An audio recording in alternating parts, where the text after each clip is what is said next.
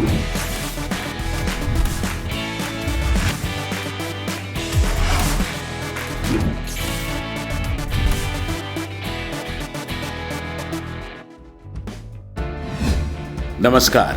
खेलों में खास में आप सभी का स्वागत। मैं हूं संजय बैनर्जी। शुरुआत हमेशा की तरह सुर्खियों के साथ। ऑस्ट्रेलिया ने भारत से वनडे सीरीज जीती। न्यूजीलैंड ने वेस्टइंडीज से T20 सीरीज जीती। ISL डबल हेडर में दोनों मुकाबले ड्रॉ पर खत्म। और आज गोवा भिड़ेगा नॉर्थ ईस्ट यूनाइटेड के साथ। ऑस्ट्रेलिया ने 3 वनडे की सीरीज के एक दूसरे मुकाबले में भारतीय टीम को 51 रन से हरा दिया। इसी के साथ टीम ने सीरीज में 2-0 की अजेय लीड ले ली है। इससे पहले ऑस्ट्रेलिया सीरीज का पहला वनडे 66 रन से जीत चुका था। सीरीज का आखिरी मुकाबला 2 दिसंबर को कैनबरा में होगा। टीम इंडिया की विदेशी जमीन पर यह लगातार दूसरी वनडे सीरीज में हार है। पिछली बार फरवरी में न्यूजीलैंड ने अपने घर में टीम इंडिया को 3-0 से पराजित किया था। ऑस्ट्रेलिया ने टॉस जीतकर पहले बल्लेबाजी करते हुए 390 रन का टारगेट दिया, जिसके जवाब में भारतीय टीम 9 विकेट गंवाकर 338 रन बना सकी। टीम के लिए विराट कोहली ने 89 और लोकेश राहुल ने 76 रन बनाए। मयंक अग्रवाल और शिखर धवन ने पहले विकेट के लिए तेज 58 रन जोड़े। मयंक ने 28 और शिखर ने 30 रन बनाए। इसके बाद विराट कोहली ने श्रेयस अय्यर के साथ 93 और लोकेश राहुल के साथ चौथे विकेट के लिए 72 रन की पार्टनरशिप की। कोहली के आउट होने के बाद राहुल ने हार्दिक पांड्या के साथ 5वें विकेट के लिए 63 रन जोड़े, लेकिन जीत नहीं दिला सके। कोहली ने 89 और राहुल ने 76 रन बनाए। मेजबान के लिए पैट कमिंस ने सबसे ज्यादा 3 विकेट लिए। जॉश हेजलवुड और एडम जंपा को 2-2 विकेट मिले। भारतीय पारी के चौथे ओवर में फील्डिंग के दौरान डेविड वार्नर चोटिल होकर मैदान से बाहर चले गए। हेजलवुड के ओवर की चौथी बॉल पर धवन ने स्ट्रेट शॉट खेला था, जिसे रोकने की कोशिश में वार्नर ने डाइव लगाई थी और संतुलन गंवा बैठे। भारत के आज के प्रदर्शन पर चर्चा के लिए इस समय हमारे साथ मौजूद हैं former test player Ashok Malhotra. Ashok ji, India के हाथ से सीरीज तो निकल गई, लेकिन सबसे बड़ी चिंता की बात यह है कि पहले मैच में और दूसरे मैच में कोई तब्दीली नहीं आई। जो डिपार्टमेंट पहले मैच में कमजोर थे वो दूसरे में भी रहे, जो पहले में मजबूत थे वो दूसरे में भी रहे।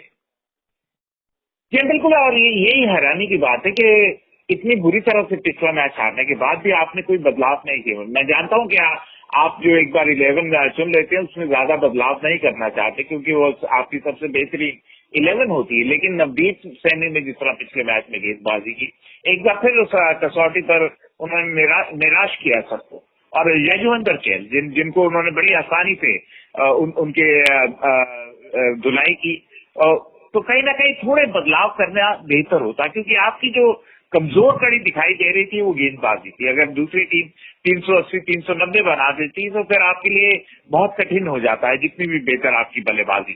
तो मेरे लिए हैरानी की बात थी कि आपने नटराजन को नहीं खिलाया, आपने केएल के बजाय कुलदीप यादव को मौका नहीं दिया, क्योंकि थोड़े बदलाव करने से हो सकता है थोड़ी मानसिकता बदल जाती, नया ब्लड आने से शायद नया जोश दिखाई देता। गेंदबाजी एक डिपार्टमेंट है, फील्डिंग दूसरा डिपार्टमेंट है, और जहां रविंद्र जडेजा और विराट कोहली अगर मिसफील्ड करेंगे, उनसे अगर कैचेस ड्रॉप होंगे तो फिर कहानी और कुछ दूसरी हो नहीं सकती। देखिए, कहीं ना कहीं ऐसा लगता था कि 2 अलग तरह की टीमें मैदान पर। भारतीय टीम जो ऐसा लग रहा था, उनकी जो शारीरिक भाषा थी, बॉडी लैंग्वेज थी, बहुत साधारण दिखाई दे रही थी। और दूसरी तरफ ऑस्ट्रेलिया की टीम थी जिसकी बॉडी लैंग्वेज ऐसी थी कि वो जीतने जा रहे हैं और वो सकारात्मक रवैये से खेल रहे थे, जबकि भारतीय टीम बड़े नकारात्मक रवैये से खेल रही थी और वो पैनापन दिखाई नहीं दे रहा था, वो जोश दिखाई नहीं दे रहा था। और मेरे को संजय जी ना जाने क्यों लगता है कि वो रोहित शर्मा का जो हवा है, रोहित शर्मा की जो कंट्रोवर्सी है, वो काफी बड़ा रोल अदा कर रही है और कहीं ना कहीं उससे अभी भी भारतीय की उभर नहीं पाई। बिल्कुल, इस बात में दम हो सकता है। अगर आप देखें तो इन 2 मैचेस के अलावा पिछले 5 मैच भारत लगातार हारा है, यानी कि ये 7 इंटरनेशनल मैचेस में शिकस्त हो चुकी है। न्यूजीलैंड से 3 ओडीआई, 2 टेस्ट मैच और अब ऑस्ट्रेलिया से 2 ओडीआई। तो लगातार 7 इंटरनेशनल मैचेस हारना टीम इंडिया के लिए ये कतई रास नहीं आता है। ऐसा लगता है कि पूरी बॉडी लैंग्वेज टीम की या मनोबल थोड़ा सा बिखरा हुआ है। बिल्कुल आपने सही कहा, और ये मनोबल इसलिए बिखरा हुआ है क्योंकि ऐसा लगता है कि विराट और रोहित की नहीं बन रहे। उनके ना बनने से जो टीम स्पिरिट है उसमें खलल आया है। जो टीम का माहौल है उसमें बदलाव आया है, और सब अपने अपने लिए खेल रहे हैं, इंडिविजुअली खेल रहे हैं। एक टीम के हिसाब से, एक यूनिट के तरह बल्लेबाजी नहीं कर रहे हैं, गेंदबाजी नहीं कर रहे हैं, फील्डिंग नहीं कर रहे हैं, और टीम एकजुट दिखाई नहीं दे रही। ये जो सबसे बड़ी हैरानी है। और यही कहते हैं ना, जिस तरह जीतना एक आदत है, हारना भी एक आदत हो जाती है। और ऐसा लगने लग गया है संजय जी कि जो गेंदबाज हैं वो अभी भी 2020 मोड में चल रहे हैं, और जो बल्लेबाज हैं वो भी 2020 मोड में चल रहे हैं। जिस तरह पिछले मैच में विराट ने बल्लेबाजी की, हालांकि आज उन्होंने बेहतरीन बल्लेबाजी की जिसके लिए वो जाने भी जाते हैं, लेकिन अदरवाइज अगर आप बात करें पूरी टीम की, तो अभी भी मेरे को ऐसा लगता है कि वो आईपीएल मोड में चल रही है, और वहां से उभर पाना आसान नहीं होगा।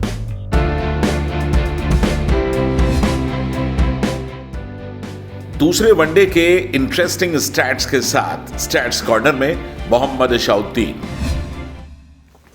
न्यूजीलैंड के खिलाफ 2 टेस्ट और 3 वनडे तथा ऑस्ट्रेलिया के खिलाफ दोनों वनडे को मिलाकर भारत लगातार 7 अंतर्राष्ट्रीय मैच हार चुका है।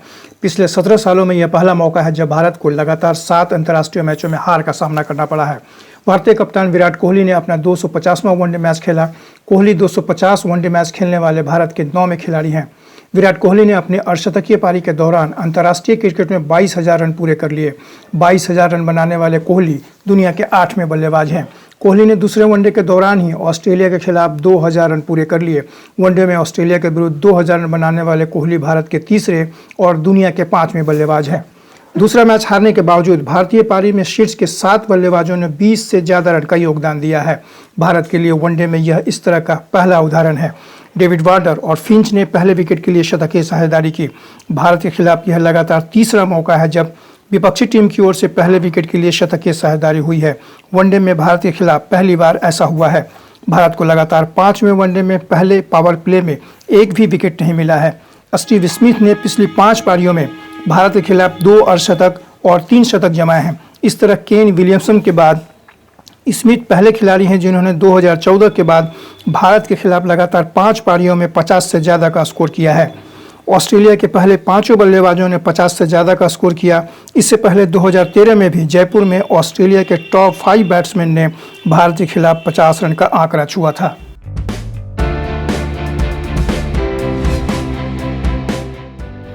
न्यूजीलैंड ने वेस्टइंडीज को हराकर दूसरा T20 और 3 मैचेस की सीरीज जीत ली है। माउंट मॉन्गुई में खेले गए इस मुकाबले में न्यूजीलैंड के ग्लेन फिलिप्स ने 45 बॉल पर सेंचुरी लगा दी। वे न्यूजीलैंड के सबसे तेज सेंचुरी लगाने वाले बल्लेबाज भी बन गए। इससे पहले यह रिकॉर्ड कॉलिन मुनरो के नाम था, जिन्होंने 2018 में वेस्टइंडीज के खिलाफ 47 बॉल पर सेंचुरी लगाई थी। फिलिप्स की सेंचुरी की बदौलत न्यूजीलैंड ने 20 ओवर में 3 विकेट के नुकसान पर 238 रन बनाए। जवाब में वेस्टइंडीज की टीम 20 ओवर में 9 विकेट पर 166 रन पर सिमट गई। इस जीत के साथ न्यूजीलैंड ने 3 मैचेस की सीरीज में 2-0 की अजेय बढ़त बना ली है।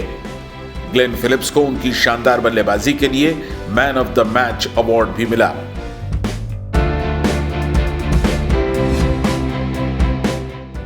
पाकिस्तान क्रिकेट टीम के कैप्टन बाबर आजम पर यौन शोषण का आरोप लगा है। पाकिस्तान की ही हामिजा ने एक प्रेस कॉन्फ्रेंस कर कहा है कि बाबर ने शादी का झांसा देकर 10 साल तक उनका यौन शोषण किया। जब वो प्रेग्नेंट हुई तो बाबर ने मारपीट की और जान से मारने की धमकी भी दी।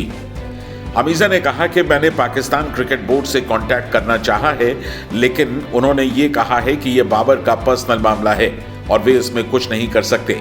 मैं उन्हें सजा दिलाना चाहती हूं क्योंकि ये मेरा कानूनी हक है।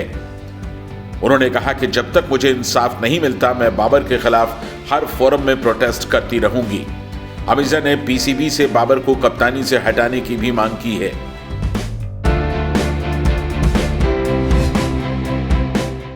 आईएसएल में कल डबल हेडर डे था और दोनों ही मुकाबले बराबरी पर खत्म हुए। पहले मुकाबले में ओडिशा एफसी और जमशेदपुर एफसी के बीच 2-2 गोल की बराबरी रही। जमशेदपुर की टीम एक समय 2 गोल से आगे थी, लेकिन आखिर के तकरीबन 15 मिनट में ओडिशा ने एक के बाद एक 2 गोल करके मुकाबले को बराबरी पर ला खड़ा किया। नरेका वेल्क्सिस ने 12वें और 27वें मिनट में 2 गोल कर बढ़त ली। हाफ टाइम तक जमशेदपुर 2 गोल से आगे था।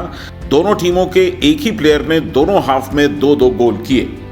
दूसरे हाफ में ओडिशा एफसी के डिएगो मोरुशियो ने 77वें और इंजरी टाइम में 93वें मिनट में दूसरा गोल किया। जमशेदपुर के रहनेश को 74वें मिनट में रेड कार्ड दिखाया गया और उस टीम को 10 प्लेयर्स के साथ ही खेलना पड़ा। और ब्यौरा अभिषेक झा से। ये मैच काफी रोमांचक रहा और अंत में 2-2 की बराबरी पर यह मैच फिनिश हुआ। जमशेदपुर की टीम ने बहुत अच्छी शुरुआत की थी और वर्स्की ने 12वें मिनट में पेनल्टी के जरिए पहला गोल किया था और उसके बाद से लगातार अटैक बन रहे थे, क्रॉसेस आ रहे थे जमशेदपुर की तरफ से और फिर 27वें मिनट में वर्स्की ने ही दूसरा गोल करते हुए 2-0 की बढ़त बना ली थी और ऐसा लगा कि जमशेदपुर एफसी की जो टीम है वो अब काफी आसानी के साथ इस मैच को जीत सकती है। लेकिन सेकेंड हाफ में ओडिशा की टीम ने कम बैक किया और जो 74वें मिनट में रैनास को जो वहां पर रेड कार्ड दिया गया था, जमशेदपुर की टीम उसके बाद से 10 खिलाड़ियों के साथ खेल रही थी, उसका पूरा फायदा उठाया और फिर उसके बाद से 77वें मिनट में मॉरिको ने गोल किया था और फिर इंजरी टाइम में एक और गोल करते हुए ओडिशा की टीम ने इस मुकाबले को 2-2 पर फिनिश कर दिया था। Let into the injury time, deep into the injury time जिसे कहते हैं, बिल्कुल मुकाबले के आखिरी कुछ हिट्स थे जहां पर की गोल करते हुए इस मैच को ओडिशा की टीम ने 2-2 पर फिनिश किया। जमशेदपुर की टीम यकीनन डिसअपॉइंट होगी। हालांकि मैच स्टैट पर नजर डालें तो पोजीशन में जमशेदपुर की टीम थोड़ी सी पीछे रही। 43% इनका पोजीशन रहा जबकि 53% का पोजीशन ओडिशा की टीम ने हासिल किया। शॉट ऑन टारगेट में 3 हिट लगाए थे जमशेदपुर की टीम ने, जिसमें से कि 2 को कन्वर्ट किया। वहीं पर ओडिशा की टीम ने 6 हिट लगाए थे और इनमें से उन्होंने भी 2 को कन्वर्ट किया।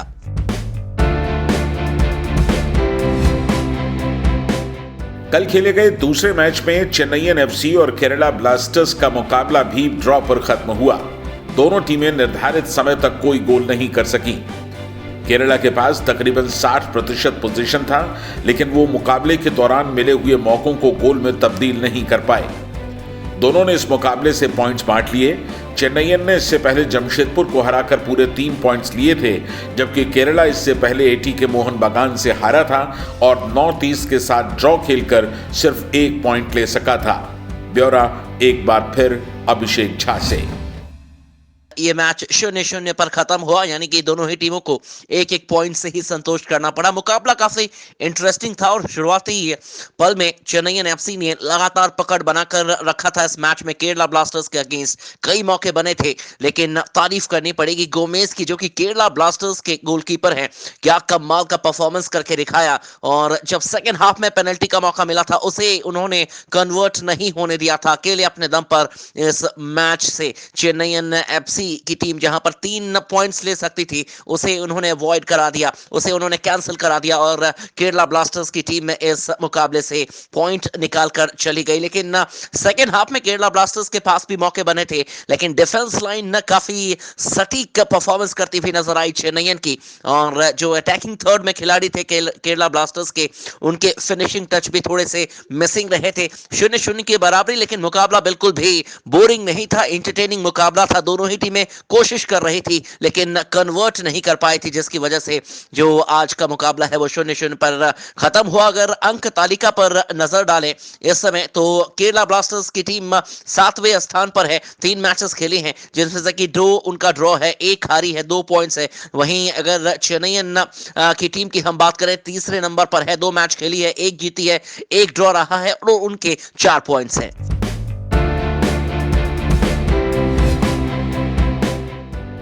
मेजबान एफसी गोवा का आज मुकाबला नॉर्थ ईस्ट यूनाइटेड के साथ होगा। यह मुकाबला फतोरदा के जवाहरलाल नेहरू स्टेडियम में खेला जाएगा। हालांकि नॉर्थ ईस्ट की टीम गोवा के खिलाफ पिछले 5 मुकाबलों में से 1 भी नहीं जीत पाई है। नॉर्थ ईस्ट को इन 5 मैचों में 3 में शिकस्त मिली है, जबकि उसने 2 ड्रॉ खेले हैं। नॉर्थ ईस्ट का पिछला मुकाबला केरला ब्लास्टर्स के साथ 2-2 गोल से बराबर रहा, जबकि गोवा को मुंबई के हाथों 1 गोल से शिकस्त झेलनी पड़ी थी।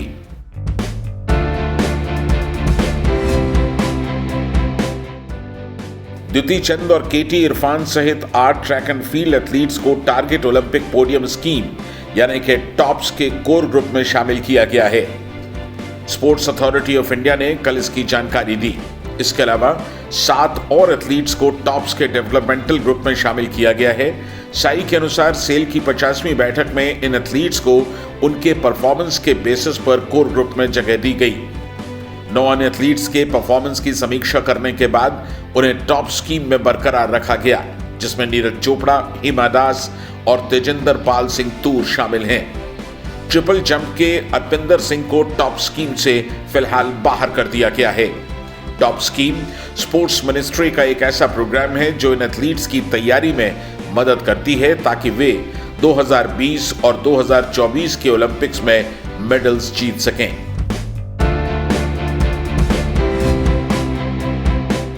Farmer national boxing champion Duryodhan Negi कोविड-19 पॉजिटिव पाए गए हैं। स्पोर्ट्स अथॉरिटी ऑफ इंडिया के मुताबिक वेल्टरवेट कैटेगरी का बॉक्सर दीपावली के ब्रेक के बाद पटियाला में नेशनल ट्रेनिंग कैंप के लिए लौट रहा था, जिसे वापस लौटने पर आइसोलेट कर दिया गया। इससे पहले 2 रेसलर्स और एक फिजियोथेरेपिस्ट भी कोरोना पॉजिटिव निकले थे।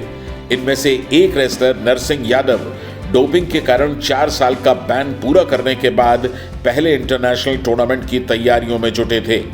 नरसिंह के अलावा Greco Roman wrestler Gurpreet Singh और फिजियोथेरेपिस्ट विशाल राय भी कोरोना पॉजिटिव पाए गए। इन तीनों में कोई भी सिम्टम्स नहीं होने के बावजूद प्रिकॉशनरी इन्हें सोनीपत के अस्पताल में भर्ती करा दिया गया है।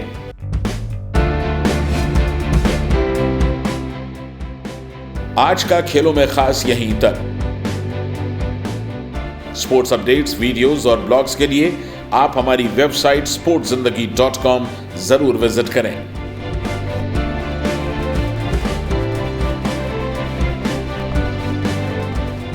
हमारी ईमेल आईडी है connect@sportszindagi.com। अपना ख्याल रखें और जुड़े रहें स्पोर्ट्स जिंदगी के साथ। नमस्कार।